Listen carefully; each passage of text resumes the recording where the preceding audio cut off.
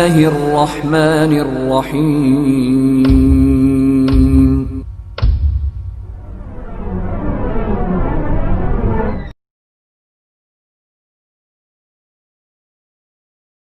محترم و مکرم و معظم ذمہ داران مسجد، مصلیان، مسلم قوم کے زندہ دل لوگ اور حاضرین جمعہ، سب سے پہلے اللہ رب العالمین کی تعریف ہو جو ہر قسم کی تعریفات کے لائق ہے، جس نے ہمیں پیدا کیا، یہ دنیا آسمان سب کچھ بنایا، سنوارا، اور ہم کو بنانے کے بعد یوں ہی بیکار بے مقصد نہیں چھوڑ دیا، بلکہ زندگی کس طرح گزارنی چاہیے، زندگی کا مقصد کیا ہے بتانے کے لیے، سمجھانے کے لیے اپنے بہت سارے اچھے نیک سچے بندوں کو نبی اور رسول بنا کر کے بھیجا. تمام نبیوں پر خصوصاً آخری نبی جناب محمد الرسول اللہ صلی اللہ علیہ وسلم پر بیش بہا کروڑہا زمین کے ذرات سے زیادہ، میری سوچ اور وسعتوں سے زیادہ درود و سلام کا تحفہ ہو کہ جنہوں نے بنو نوع انسانیت کو ضلالت و گمراہی کے عمیق گڈھوں سے نکال کر صراط مستقیم پر لا کر گامزن کیا صلی اللہ علیہ وسلم. محترم حضرات، آج جس موضوع پر آپ حضرات کے سامنے میں گفتگو کروں گا وہ موضوع ہے انسان سے 5 سوال. سب سے پہلے یہ بات جان لیجئے کہ جمعہ کے دن سب سے اہم چیز جو ہوتی ہے، سب سے اہم چیز وہ خطبہ سننا ہوتا ہے. صرف 2 رکعت نماز پڑھ لینا وہ اہم نہیں، اہم ہے لیکن اتنا اہم نہیں جتنا کہ خطبہ ہوتا ہے. یہ جو بیان ہوتا ہے، یہ جو خطبہ ہوتا ہے، یہ بہت اہم ہے. آج مساجد کے اندر ہم دیکھتے ہیں اس کی کوئی اہمیت نہیں. اللہ کے نبی صلی اللہ علیہ وسلم کی حدیث ہے، آپ صلی اللہ علیہ وسلم نے فرمایا کہ جو شخص جمعہ کے دن اذان سے پہلے آتا ہے.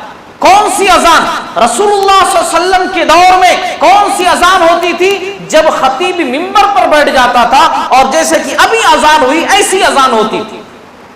وہ 2 اذان کا جو سسٹم ہوا، صحیح بخاری کی حدیث ہے، 2 اذان کا سسٹم عثمان غنی رضی اللہ تعالیٰ عنہ کے دور میں ہوا ہے، اور ایک ضرورت کے پیش نظر ہوا. عثمان غنی رضی اللہ تعالیٰ عنہ کے دور میں کیا ہوا؟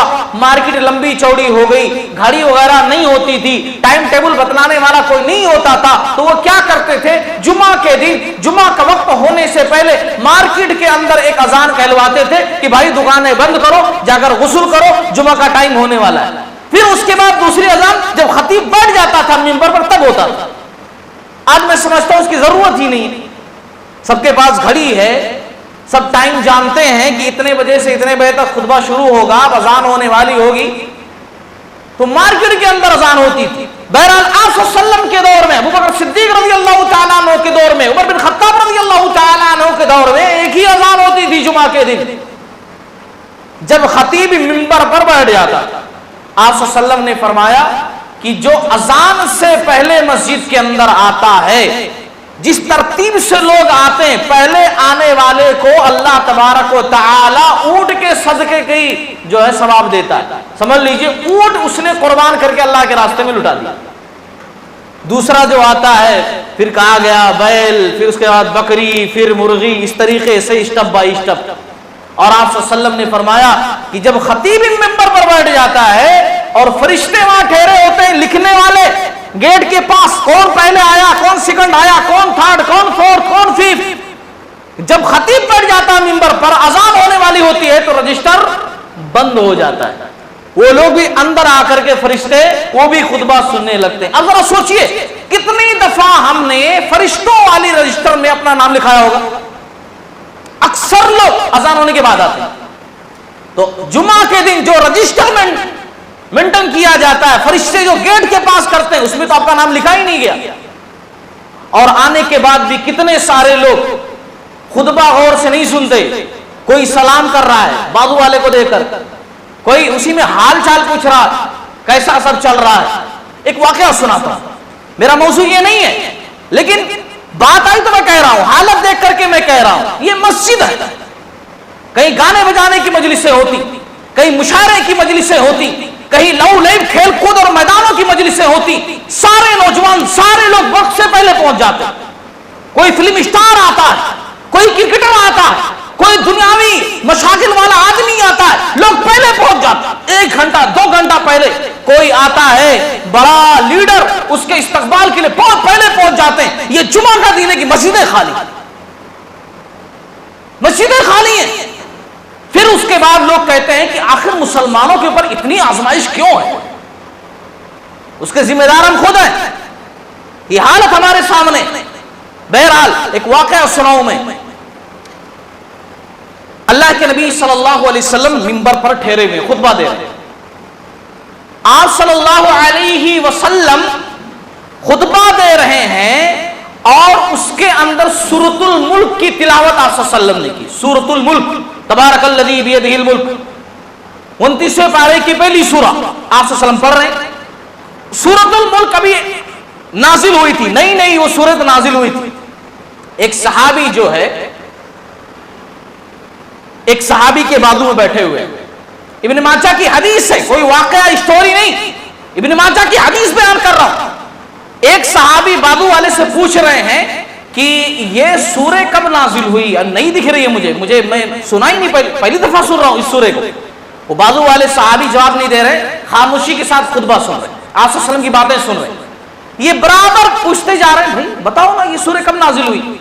یہاں تک کہ خطبہ ختم ہو گیا, نماز ختم ہو گئی, اور پھر اس کے بعد وہ بازو والے صحابی بولے, یہ صحابی سے جو بار بار پوچھ رہے تھے کہ آج تم کو جمعہ کا کوئی ثواب نہیں ملا, ایک پوائنٹ بھی تم کو جب جمعہ کا ثواب نہیں ملا. اور صحابہ کرام ہر کام جو ہے ثواب کے واسطے کرتے تھے, دکھاوے کے لیے تو کرتے نہیں تھے. ان کو بہت برا لگا, کہا ٹھیک ہے رسول اللہ صلی اللہ علیہ وسلم کے پاس جاتا ہوں میں. آپ صلی اللہ علیہ وسلم کے پاس پہنچے اور کہا یا رسول اللہ صلی اللہ علیہ وسلم, یہ ابی بن کعب ہیں, ان کے بازو میں بیٹھا ہوا تھا, میں نے صرف خطبے کے دوران آپ نے جب سورۃ الملک پڑھی میں نے صرف اتنا پوچھا یہ سورت کب نازل ہوئی ہے؟ یہ کہہ رہے ہیں کہ آج جمعہ سے مجھے ثواب ہی نہیں ملا. آپ صلی اللہ علیہ وسلم نے کہا کہ ابی نے سچ کہا, آج تم کو جمعہ سے کوئی ثواب نہیں ملا. کیا پوچھا تھا انہوں نے خطبے کے دوران؟ یہ سورہ کب نازل ہوئی ہے.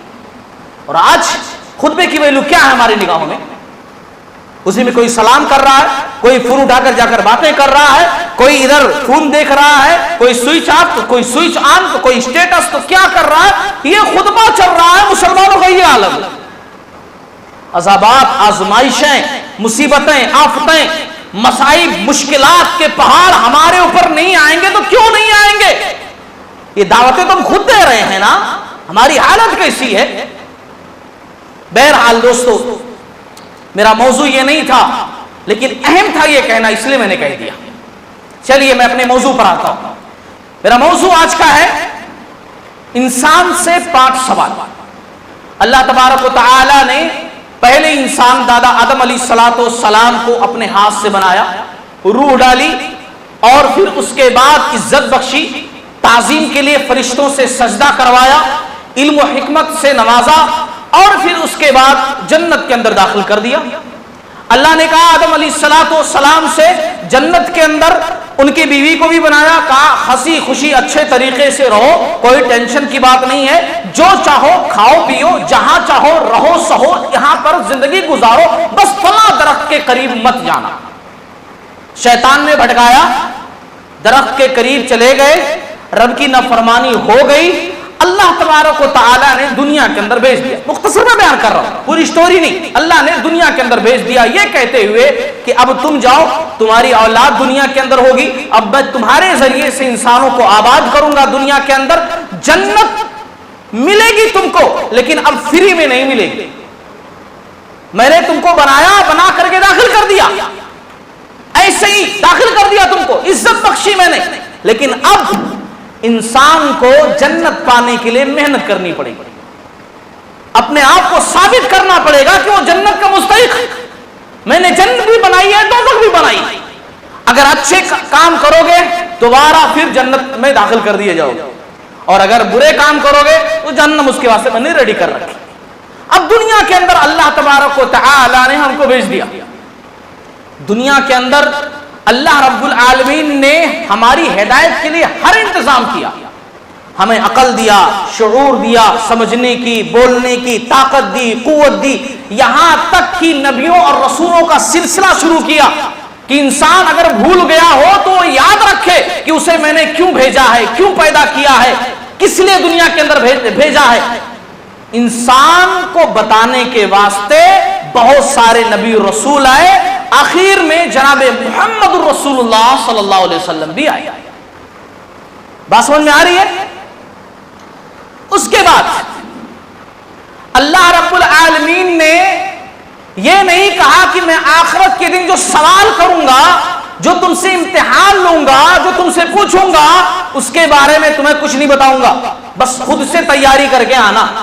ہمارے اسکولوں میں، کالجوں میں، مدرسوں میں جس طرح ہوتا ہے کہ سبجیکٹ کے پیپرز بتائے نہیں جاتے، اگر لیک ہو گیا تو دوبارہ دوسرا پرچہ بنایا جاتا ہے، لیکن قربان جائیے رب العالمین پر، رب نے کہا آخرت کے ایگزام کا پیپر میں تم کو بتا رہا ہوں، بس اسی تیاری کر لو، یہ کوئسچنز ہیں، یہ پیپر ہیں، یہ سوالات ہیں، تم ان کی تیاری کر لو، جنت تم کو دوبارہ مل جائے گی۔ اللہ رب العالمین نے پیپر آؤٹ کر دیا۔ دنیاوی ایگزام کے لیے جس کے واسطے ہم مرے جاتے ہیں، کامیابی کے لیے کچھ بھی کرتے ہیں، اس میں پیپر آؤٹ نہیں ہوتا، آخرت والا پیپر آؤٹ ہے۔ اللہ رب العالمین نے اپنی نبی کی زبانی کہلوا دیا، بتا دیا، پیغام پہنچا دیا ہم تک، اور آج وہ پیغام میں آپ لوگوں تک پہنچا رہا ہوں، کیونکہ العلماء ورثۃ الانبیاء، علماء انبیاء کے وارث ہوتے ہیں، دولت میں نہیں، مال میں نہیں، بلکہ اس چیز میں جو انبیاء علم لے کر کے آئے، اس علم کو لوگوں تک پہنچانے میں علماء انبیاء کے وارث ہوتے ہیں۔ وہ بات میں پہنچا رہا ہوں، وہی 5 سوال انسان سے جو آخرت کے میدان میں کیے جائیں گے، وہی 5 سوال آج میں آپ لوگوں کو سمجھانے والا ہوں۔ وہ 5 سوال اللہ نے لیک کر دیا، بتا دیا، سمجھا دیا ہے، محمد صلی اللہ علیہ وسلم نے تو کھول کھول کر کے بتا دیا ہے۔ یہ 5 سوال کی تیاری کر لو۔ وہ 5 سوال کیا ہوں گے؟ بندہ جب مر کر کے جائے گا نا رب کے پاس قیامت کے دن، بندے کے قدم اللہ رب العالمین کے سامنے سے ہٹ نہیں سکتے جب تک کہ وہ 5 سوال کا جواب نہ دے دے۔ دنیا کے اندر نئی تیاری ہوئی، کاروبار دوسرا کر لیں گے، یہ پیپر اوپر دینا نہیں ہوتا مجھ سے، بچہ آدھے پر پڑھائی چھوڑ دیتا ہے، ماں باپ کتنا بھی سمجھائے نہیں، ایگزام میں بیٹھوں گا ہی نہیں، یا گھر سے نکلتا ہے ایگزام ہال پہنچتا نہیں ہے، راستے سے کہیں دوسری جگہ چلا جاتا ہے۔ لیکن وہاں ایسا نہیں ہوگا کہ نہیں میرا موڈ نہیں ہے ایگزام دینے کا، نہیں میں سوال کے جواب نہیں دوں گا، نہیں بس مجھے ایگزام یہ دینا ہی نہیں، ایسا ہو ہی نہیں سکتا۔ حدیث کے اندر آپ صلی اللہ علیہ وسلم نے فرمایا لا تزول قدم عبد یوم القیامہ حتی یسأل عن 5، جب تک 5 سوال کا جواب بندہ دے نہیں دیتا رب کے سامنے سے اس کے قدم ہٹ نہیں سکتے، ہٹ نہیں سکتے۔ وہ سوال کا جواب، وہ امتحان تو دینا ہی دینا، دینا ہی دینا۔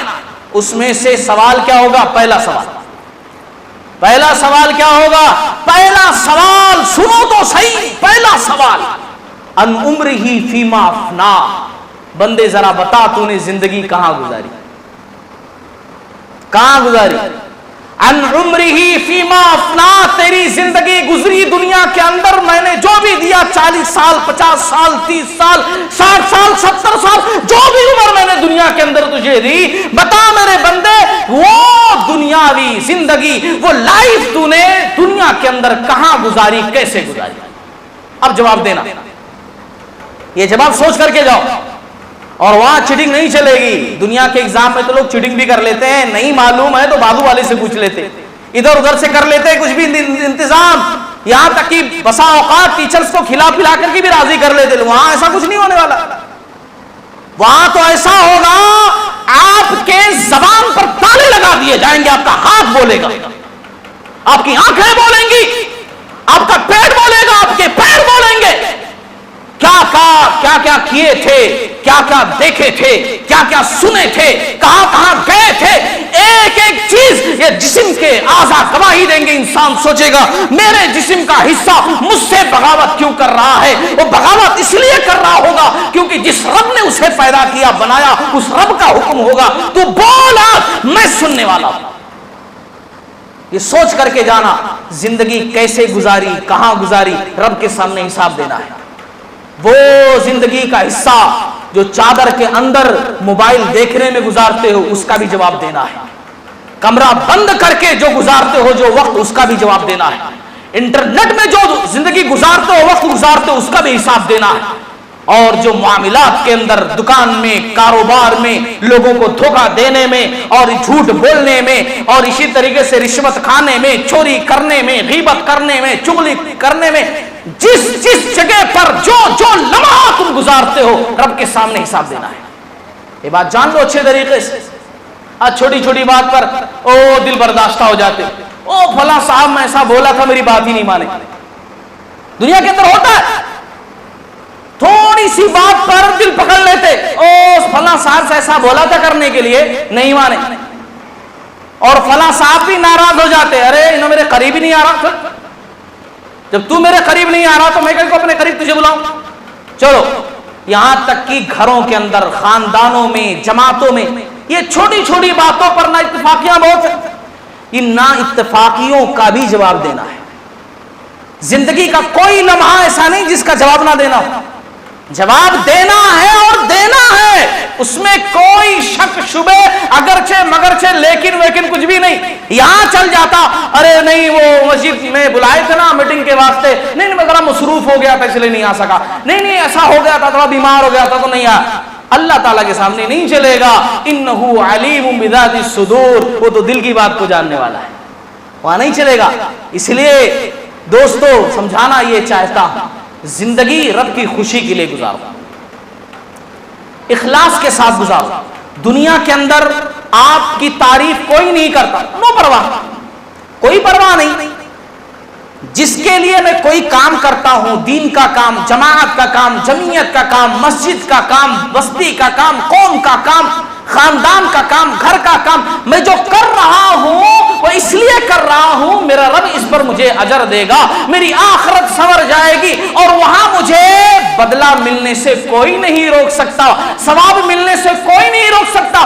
دنیا کے لوگ چار باتیں کر رہے ہیں، نو ٹینشن، کوئی بات نہیں، یہ لوگ مجھے تھوڑی ثواب دیں گے، ثواب دینے والا تو اللہ ہے، اور جب وہ دے گا تو کوئی روک سکتا نہیں، روک سکتا۔ اس دنیاوی زندگی کے اندر لوگ طرح طرح سے ہوتے ہیں، طرح طرح سے باتیں کرتے ہیں، دل پر بات نہیں لینی چاہیے۔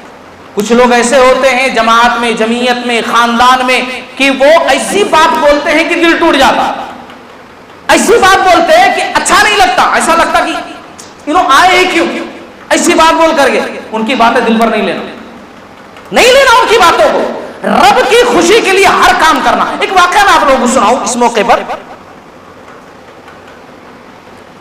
عمر بن خطاب رضی اللہ تعالی عنہ اپنی خلافت کے دور میں ہمیشہ اپنی خاص مجلس میں، عام مجلس تو پورے لوگوں کی ہوتی تھی، خاص مجلس میں علماء کو جو حافظ حدیث ہوتے تھے، حافظ قرآن ہوتے تھے، ان کو بٹھاتے تھے، مشورہ انہی سے لیتے تھے، ہر کسی سے مشورہ نہیں لیتے تھے، اور اس مجلس میں خاص لوگ ہی ہوتے تھے، جو پڑھے لکھے لوگ ہوں، جن کو حدیثیں یاد ہوں، قرآن کی آیتیں یاد ہوں، وہی اس مجلس کے اندر ہوتے تھے۔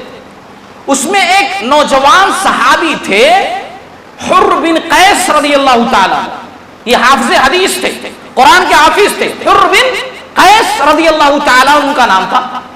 ان کے ایک چاچا تھے اوینا، جو ذرا جاہل ٹائپ کے تھے۔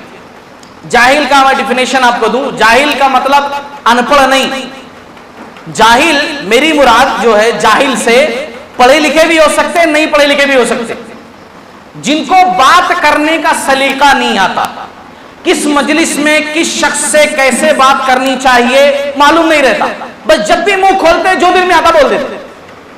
قرآن کی اصطلاح میں ایسے لوگوں کو جاہل کہا گیا۔ قرآن کی اصطلاح میں کہہ رہا ہوں، اپنی اصطلاح نہیں، قرآن کی اصطلاح۔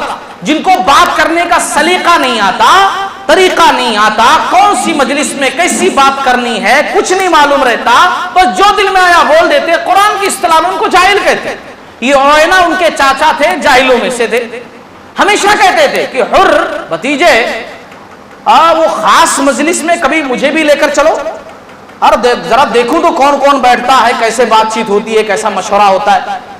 یہ جانتے تھے حر بن قیس رضی اللہ تعالیٰ عنہ کہ میرے چاچا کیسے ہیں، اس لیے ان کو لے کر کے نہیں جاتے تھے.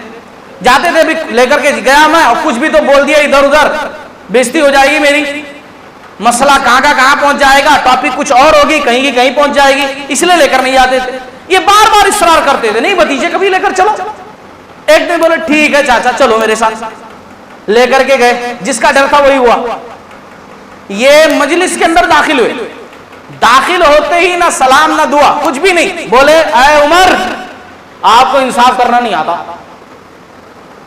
بس سوچئے ذرا، وہ عمر بن خطاب رضی اللہ تعالی عنہ جن کے انصاف کی مثال آج بھی دی جاتی ہے، جن کے انصاف کے قائل غیر مسلمین بھی ہو، اس عمر بن خطاب رضی اللہ تعالی عنہ کو مخاطب کر کے کہہ رہے ہیں داخل ہوتے ہی اے عمر آپ کو انصاف کرنا نہیں آتا. اب عمر رضی اللہ تعالی عنہ بھی غلطی پہ کسی کو چھوڑتے نہیں تھے. کوڑا اٹھایا بازو میں رکھا ہوا تھا، وہ تو کوڑا لیے رہتے تھے، اٹھایا درا کوڑا کہ اب سزا دوں گا میں، ہے نا، کہ مجلس کے آداب کا بھی خیال نہیں رکھا بندے نے، اور بغیر کسی ثبوت کے الزام لگا دیا. تو کوڑا تو پڑنا چاہیے اس کو تاکہ کسی اور پہ الزام نہ لگا سکے، حد تو لگنی چاہیے، مار تو پڑنی چاہیے. اٹھے. اب حر بن قیس رضی اللہ تعالیٰ نے جو لے کر گئے تھے، جو بھتیجے تھے، وہ ڈرنے لگے. اب اگر چاچا کو مار پڑ گئی تو باہر جا کر مجھے ہی بدنام کریں گے. یہی لے کر گیا تھا. یہ نہیں کہیں گے کہ میں خود ہی جو ہے پیچھے پڑ کر کے گیا تھا، بلکہ کہیں گے یہ بھتیجا لے جا کر کے امیر المومنین سے مار کھلوا دیا مجھے، دیکھو. اس لیے اب کچھ تو کرنا ہے. فوراً اٹھے اپنی جگہ سے اور کہنے لگے امیر المومنین اللہ تعالیٰ قرآن میں کہتا ہے خذ العفو وامر بالعرف واعرض عن الجاہلین، کہ لوگوں کو معاف کر دیجئے، اچھی بات بتا دیجئے اور جاہلوں کو چھوڑ دیجئے، جانے دیجئے. اور آپ تو جانتے ہیں کہ میرے چاچا کیسے ہیں. عمر بن خطاب رضی اللہ تعالیٰ عنہ قرآن کی آیت سے رخ کیسے موڑ سکتے تھے؟ قرآن کو مضبوطی سے تھامنے والے وہی لوگ فوراً یہ آیت سن کر کے کہ اللہ قرآن میں کہہ رہا ہے کہ جاہلوں کو جانے دیجئے، کوئی بات نہیں، دل پر ان کی باتوں کو مت لیجئے، معاف کر دیا کیجئے، فوراً جو اپنا کوڑا بازو میں رکھ دیا اور کہا کوئی بات نہیں جان. آپ سمجھ رہے ہیں میں اسے کیا سمجھانا چاہتا ہوں؟ ہماری لائف کے اندر چاہے جماعت کا معاملہ ہو، چاہے گھر کا معاملہ ہو، چاہے خاندان کا معاملہ ہو، ایسے کئی لوگ ہوتے ہیں جو ایسے جاہلوں میں سے ہوتے ہیں. ہمیں ان کی بات کو دل پر نہیں لینا چاہیے. انہوں ایسا بول دیے تو کٹ، اب ان کے پاس جانا نہیں.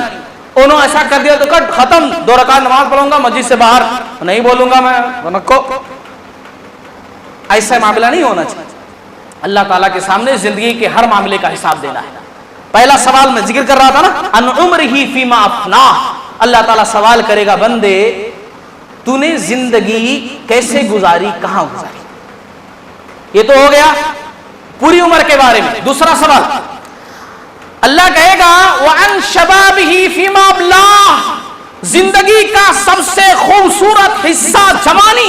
نوجوانوں سنو، اللہ تعالیٰ پوری عمر کے بارے میں سوال تو کرے گا. پوری عمر میں جوانی بھی آ گئی، لیکن اسپیشل جوانی کے بارے میں اللہ سوال کرے گا، اسپیشل سوال کرے گا. وَأَنْ شَبَابِهِ فِيمَا أَبْلَاهُ. بتا میرے بندے تو نے جوانی کہاں گزاری، کیونکہ جوانی کی عمر سب سے بہترین عمر ہوتی ہے. بچپن تو آدمی کا بچپن ہوتا ہے، بڑھاپا تو آدمی کے دماغ کو کمزور کر دیتا ہے، جسم کو کمزور کر دیتا ہے، لیکن زندگی کا سب سے خوبصورت سب سے بہترین پل جو ہوتا ہے وہ جوانی. اور اسی جوانی کی عمر کو نوجوان آج پب جی گیموں میں، نیٹ پر، فیس بک پر، ٹک ٹاک پر، تو فلاں پر ویسٹ کر رہا ہے، اسی پر آج برباد کر رہا ہے پوری جوانی اپنی. اللہ تعالیٰ کے سامنے میرے نوجوان دوست تجھے اس جوانی کا حساب دینا ہے، اس جوانی کا حساب دینا ہے. کچھ بھی تو کر رہا ہے لائف کے اندر، اس کا حساب دینا ہے. یہ بات جان لیں. اچھے طریقے سے جان لو، اچھے طریقے سے جان لو. یہ کوئی موج مستی کی بات نہیں کہہ رہا ہوں میں، یہ کوئی یوں ہی نہیں کہہ رہا ہوں میں کہ ہو بھی سکتا نہیں بھی ہو سکتا. یہی ہوگا، یہی ہوگا. اللہ تعالیٰ کے سامنے اس جوانی کی عمر کا حساب دینا ہے. اس لیے نوجوانوں سب لوگ اپنے آپ کو سنوارو. آج حالات قوم کے کیا ہیں دیکھو تو صحیح. کیوں نہیں دکھائی دیتے؟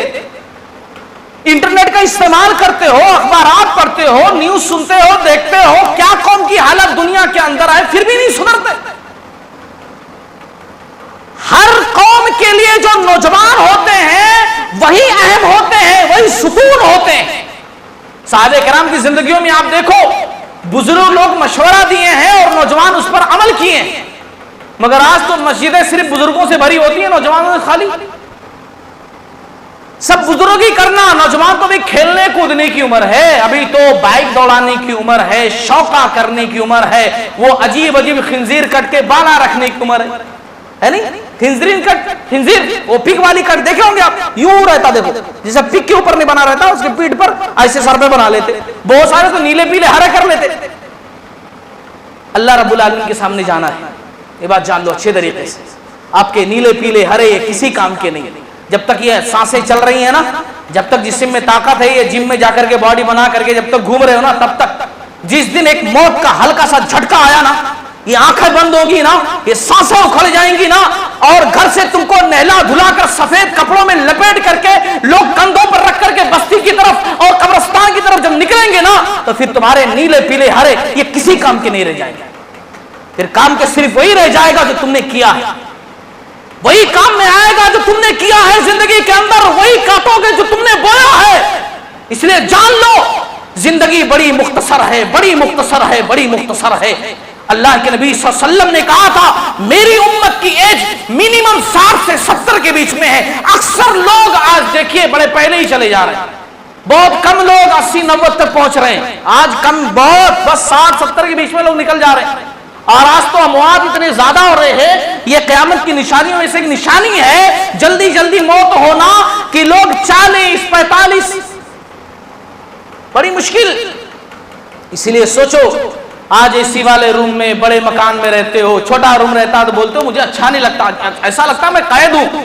باہر نکلتے ہو ذرا سوچو قبر کی اس کوٹھری کے بارے میں، اتنا چھوٹا سا حصہ ہوگا، اتنا چھوٹا سا حصہ کیسے رہو گے؟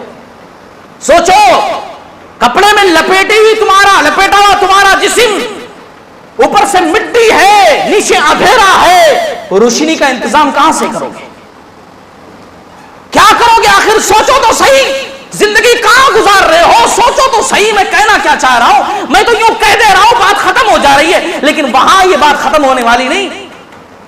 وہاں کیا کرو گے جب فرشتہ آئے گا اور سوال کرے گا؟ کیا جواب دو گے؟ پھر وہی ہوگا، اگر اچھے اعمال کیے ہوں گے تو جنت کی کھڑکی کھل جائے گی، آرام سے سو جاؤ گے قیامت تک کے لیے. اور اگر برے اعمال کیے ہوں گے تو پھر جہنم کا بستر، جہنم کی کھڑکی اور تڑپنا لکھا ہوگا پھر قیامت تک کے لیے. پھر بڑا عذاب وہ تو حاضر ہے قیامت والے دن. تو میرے دوستو دوسرا سوال، وَعَنْ شَبَابِهِ فِيمَا أَبْلَاهُ، جوانی کہاں گزاری، یہ جواب دو. تیسرا سوال، وَأَنْ مَالِهِ مِنْ أَيْنَ اكْتَسَبَهُ، مال تم نے کہاں سے کمایا؟ زندگی گزارنے کے لیے مال کی ضرورت ہے نا، اور اسلام نے کہا کہ بے شک حلال طریقے سے مال کماؤ. ہمارے اسلاف صحابہ کرام نے مال کما کر دکھا دیا. آج لوگ کہتے ہیں بزنس ہم کر رہے ہیں بھائی، اس لیے نمازیں ادھر ادھر ہو جاتی ہیں. آپ مسجد کے اندر مصلے پہ رہتے ہیں، بس آپ کو خالی نماز پڑھانی رہتی ہے، اس لیے آپ دعا کر لے رہے ہیں، امام صاحب آپ نمازیں پڑھا رہے ہیں. ہم کو بزنس کرنا رہتا ہے، کبھی ادھر میٹنگ، کبھی ادھر میٹنگ، کبھی یہاں گراہک، کبھی وہاں گراہک. ایسا لگتا ہے فرسٹ ٹائم دنیا کے اندر یہ بزنس کر رہے ہیں، اس سے پہلے دنیا میں کسی نے کاروبار نہیں کیا. صحابہ کرام نے کر کے بتا دیا، کروڑوں اربوں کا بزنس. سمجھ رہے ہیں؟ عثمان غنی رضی اللہ تعالی عنہ کے پاس کئی 100 غلام تھے خود کے خریدے ہوئے، جن کا کاروبار سنبھالتے تھے. اتنا بڑا بزنس تھا. عبد الرحمن بن عوف رضی اللہ تعالیٰ عنہ جب مکہ سے ہجرت کر کے مدینہ گئے تو جسم پر صرف ایک ٹاٹ کو لپیٹ کر کے گئے تھے، لیکن ایسا کاروبار کیے مدینہ کے اندر جا کر کے کہ جب ان کا انتقال ہوا تو ان کے ورثہ میں سونے کے بڑے بڑے ٹکڑے کلہاڑیوں سے کاٹ کاٹ کر تقسیم کیے گئے، لوگوں کو ہاتھوں میں چھالے پڑ گئے وہ ٹکڑے کاٹتے کاٹتے، اتنی پراپرٹی جائیداد بنائی، مگر کیسے؟ کبھی نماز نہیں چھوڑی، کبھی نماز نہیں چھوڑی، کبھی نماز نہیں چھوڑی۔ اور آج ہم 1 لاکھ 2 لاکھ 5 لاکھ 10 لاکھ کا کاروبار کر کے وہ ہم بزنس کر رہے ہیں نا، اس لیے نمازیں چھوٹ جا رہی۔ ایسا لگتا ہے فرسٹ ٹائم بزنس دنیا کے اندر ہو رہا ہے۔ صحابہ کرام نے کر کے بتایا کہ بزنس ایک چیز ہے اور پھر اس کے بعد یہ اللہ کی عبادت، اور اسی اللہ کی عبادت سے ہمارا وہ کاروبار ہے۔ ان کا سوچنا ایسا تھا۔ اچھا ذرا سوچو، میں ایک بات آپ لوگوں سے پوچھوں بہت آسان سے لفظوں میں، ایک مسلمان کے لیے تقدیر پر ایمان ہونا ضروری ہے کہ نہیں ہے؟ اس وقت تک آدمی مسلمان ہو ہی نہیں سکتا جب تک کہ تقدیر پر ایمان نہ ہو۔ تقدیر پر ایمان کا مطلب کہ اللہ رب العالمین نے ہماری قسمت میں لکھ دیا ہے جتنا مجھے ملنا ہے وہ مجھے مل کر رہے گا، کیسا بھی کر کے مجھے مل کر رہے گا جو میری قسمت میں اللہ تعالیٰ نے لکھ دیا ہے۔ پھر نماز کیوں چھوڑ دو؟ نماز پڑھنے کے لیے آؤ گے تبھی تو وہ چیز ملے گی نا، پھر اس چیز کو حاصل کرنے کے لیے نماز کیوں چھوڑ دے رہے ہو؟ وہ چیز تو تب بھی ملے گی تم کو، وہ کلیکشن وہ گراف تمہارا تب بھی پورا ہوگا جب تم اذان کی آواز سن کر کے شٹر ڈاؤن کر دو گے، تب بھی وہ چیز تم کو ملے گی۔ جی پھر کیوں آخر تقدیر پر بھروسہ نہیں ہے؟ پھر کیوں ایک پکے سچے مسلمان نہیں ہو؟ نماز کیوں چھوڑتے ہو میرے بھائی؟ نماز بہت اہم چیز ہے، بہت اہم چیز ہے، یہ بات جان لو۔ اسلام کی ہر چیز، زکوٰۃ ہے، روزہ ہے، حج ہے، عمرہ ہے، بہت ساری چیزیں ہیں، بڑی بڑی عبادتیں ہیں، وہ سب یہاں اللہ کے نبی صلی اللہ علیہ وسلم دنیا میں تھے، اللہ رب العالمین نے فرشتے کو بھیج کر کے وہ چیزیں پہنچائیں، وہ رولز پہنچائے کہ دیکھو ایسا ایسا کرنا ہے، یہ عبادت کرنی ہے۔ مگر نماز کا مقام یہ ہے کہ اللہ رب العالمین نے نماز کہاں دیا؟ آسمانوں پر بلا کر کے، معراج کے موقع پر نماز کا یہ مقام ہے، اور اس نماز میں اتنی سستی۔ اللہ کے نبی صلی اللہ علیہ وسلم زندگی کے اندر بددعا نہیں دیتے تھے۔ طائف کی بستی گئے نا، طائف والوں نے بات نہیں مانی بلکہ مار کر کے بے ہوش کر دیا، مگر ہوش آیا تو آپ صلی اللہ علیہ وسلم نے کہا تھا کہ اللہم اہدی قومی فإنہم لا یعلمون، اے اللہ میری قوم کو ہدایت دے دے، ان کو پتہ نہیں ہے، ان کو معلوم نہیں ہے، ہدایت دے دے میرے مولا میری قوم کو، مجھے سمجھ نہیں پا رہا اس لیے مجھے مار رہا۔ مارے، لہو لہان کیے، بے ہوش کر دیے، تب بھی دعا دی۔ مگر سن 5 ہجری میں مکہ سے ہجرت کرنے کے بعد جب مدینہ گئے، 5 ہجری میں غزوہ خندق کی لڑائی ہوئی، اور اس میں دشمنوں نے اتنا مصروف رکھا خندق کھودنے میں کہ آپ صلی اللہ علیہ وسلم کی عصر کی نماز چھوٹ گئی، مغرب کے بعد آپ صلی اللہ علیہ وسلم نے پڑھی قضا کر کے، عصر کی نماز چھوٹ گئی، آپ صلی اللہ علیہ وسلم نے بددعا کی، آپ صلی اللہ علیہ وسلم نے کہا اللہ ان کی وجہ سے میری ایک نماز چھوٹ گئی ہے، ان کے گھروں کو آگ سے بھر دے۔ وہ نبی جو کبھی بددعا نہیں کرتے تھے، جانتے ہو ایک نماز چھوٹ گئی تو بددعا کی۔ صحابہ کرام کے دور میں مدینہ کے اندر منافقین تھے، منافقین اوپر سے بولتے تھے کہ ہم مسلمان ہم مسلمان ہم مسلمان، مگر اندر سے مسلمان نہیں تھے، مشرکوں سے کافروں سے ملے ہوئے تھے، لیکن آپ صلی اللہ علیہ وسلم کے پیچھے کر نماز پڑھتے تھے۔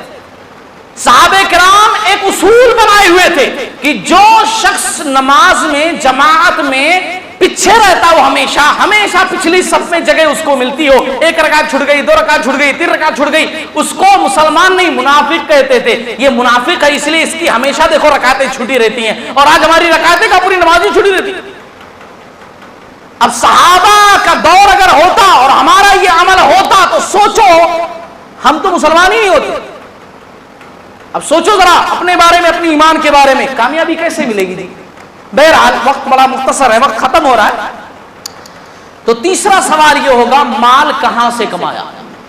یہ بہت خاص خیال رکھو، اس لیے کہ مال جو ہم کماتے ہیں بچوں کو کھلاتے ہیں نا، ہمارے جسم میں پہنچتا ہے، اس سے طاقت آتی ہے، حلال کا ہے تبھی عبادت بھی قبول ہوگی، اگر حرام کا کھا کر 10 حج کر لیے نا تب بھی اللہ تعالیٰ قبول نہیں کرے گا۔ حرام کا کھا کر کے رات دن اللہ کی عبادت کی ہے نا، اور جو طاقت جسم کے اندر ہے حرام کمائی کی ہے نا، تو اللہ قبول نہیں کرے گا۔ حرام سے اللہ تعالیٰ صدقہ خیرات کچھ بھی قبول نہیں کرتا۔ اللہ پاک ہے، پاک چیز کو قبول کرتا ہے، گندی چیز کو اللہ تعالیٰ قبول نہیں کرتا۔ اس لیے ہمیشہ یاد رکھو، دنیا کے اندر ایک وقت بھوکا رہنا ہے، رہ جاؤ، لیکن حرام غذا نہ خود کھاؤ نہ بچوں کو کھلاؤ۔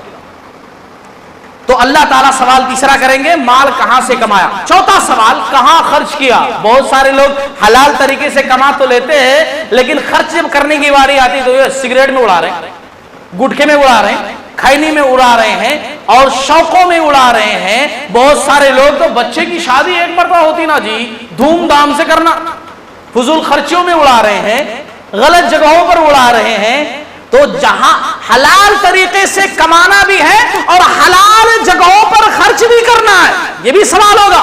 مال کہاں سے کمایا؟ چوتھا سوال، کہاں پر خرچ کیا، کہاں پر لگایا؟ وہ ایک ایک روپے کا حساب دینا ہے، ایک ایک روپے کا۔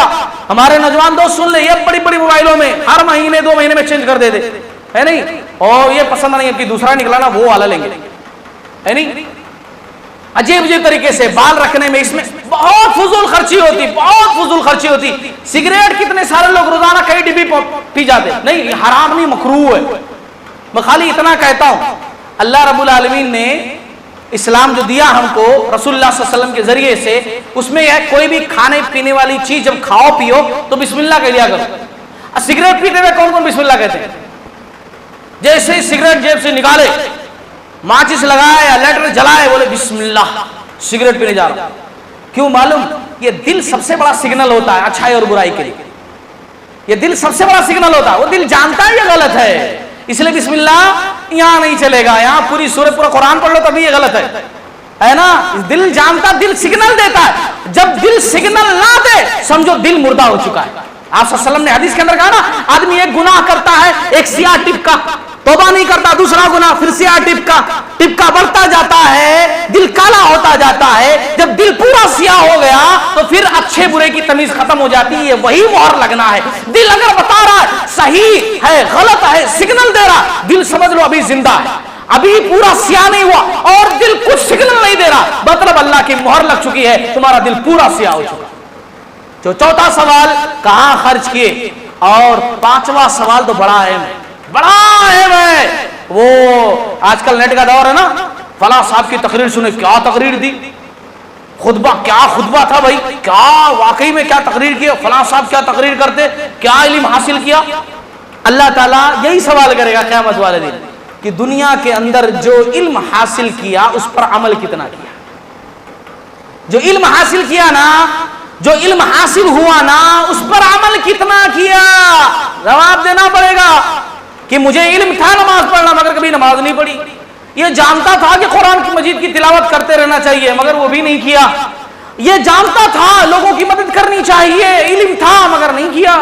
سچ بولنا چاہیے، جھوٹ سے بچنا چاہیے، گالی گلو سے بچنا چاہیے، مل جل کر رہنا چاہیے، اور اسی طریقے سے حق بات کے پھیلانے میں اگر اپنی جیب سے خرچہ کرنا پڑے کرنا چاہیے۔ سب کچھ معلوم تھا مگر کبھی نہیں کیا، اللہ سوال کرے گا نا، اللہ پوچھے گا۔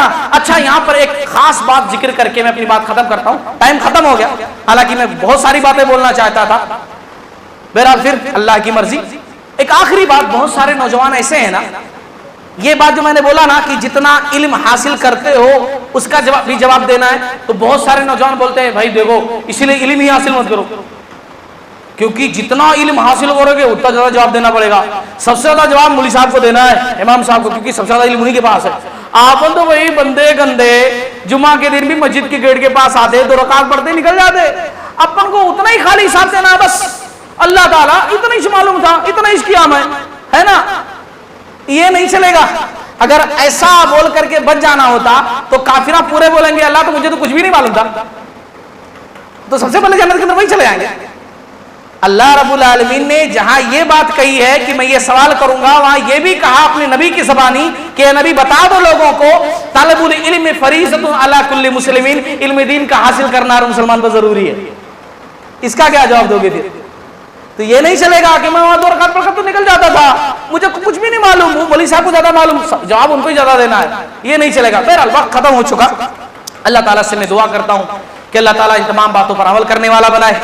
یہ 5 سوال جو اللہ تعالیٰ قیامت والے دن ہم سے کرے گا کہ عمر کہاں گزاری، پہلا سوال، پھر عمر کا بیش قیمت حصہ جوانی کہاں گزاری، پھر تیسرا سوال مال کہاں سے کمایا، چوتھا سوال مال کہاں پر خرچ کیا، پانچواں سوال جو علم حاصل کیا اس پر عمل کتنا کیا۔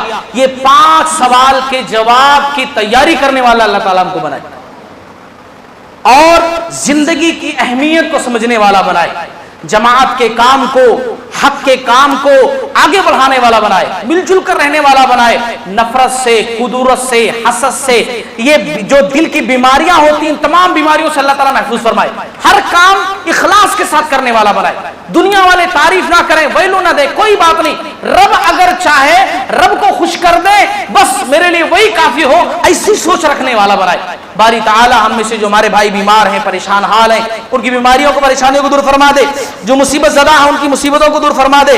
باری تعالی جو